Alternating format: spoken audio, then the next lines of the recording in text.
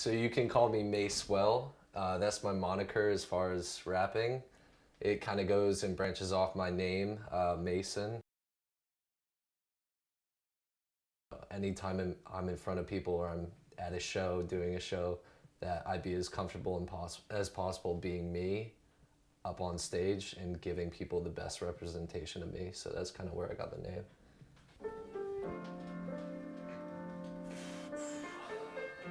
Yeah. Fell through the cracks in the pavement while walking home. All the raps when the famous could never feed me alone. My mind is fucking chained to this like Super Mario. I'm standing up, making noise in the cut like a 90s stereo. I grew up in a town of mass hysteria. TV stations trying to weasel into mass for burial. Every day there's more shootings used as mass material. Milking every single moment like a bowl of cereal. Da-na-na. Na-na. Na, na, na. And you changed like leaves in the fall. Winter came, then you're leading me on.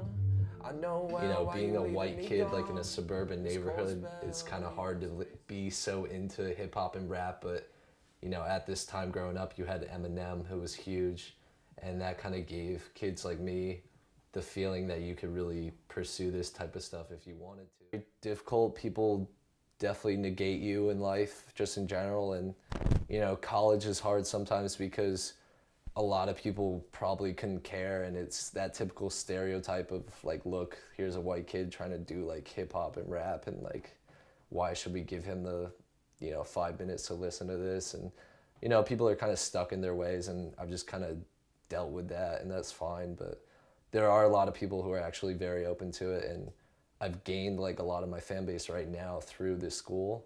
So that's like, it has its goods and it has its negatives, and you know, I kind of just make with it what I can. I think at the end of the day, like, people can at least respect me for pursuing something. My best friends like in life that I've grown up with since I was a little kid, and you know, first and foremost, they've always supported me regardless if it was like a bad song I was making when I was like 19 versus now.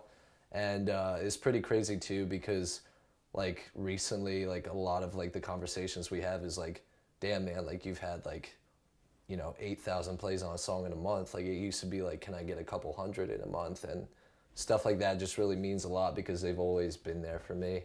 And I kind of like have this promise, you know, if it ever works out, that I want them to be able to like come with me and not have to like work a 9 to 5. That's kind of like my pact with my group of friends. So I think it can only help, really, because it's harder for me here at college, only because yes, I have supporters, but it's not like I actively have like 3 really close best friends who are like, yeah, this is the greatest shit in the world, like we're trying to support it 110%.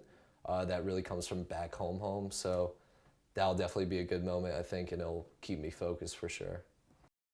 My mom passed away when I was 9. And that was like one of the biggest like influences for me on the music originally.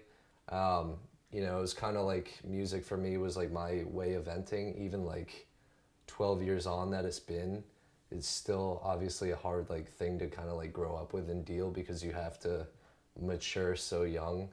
And so yeah, for me, music was like my way out, because there wasn't always a person that I could really go to, like even when I was older, that I could really talk to about these types of things. So I thought, why not put it in something creative that could benefit other people who might be going through something similar. Like, I don't want to just put stuff out to put it out. I want it to be the best representation of me at that time. Now that I really consider this to be like my most serious endeavor and I want to push it as much as possible, the time is really necessary to like making a good product. So yeah.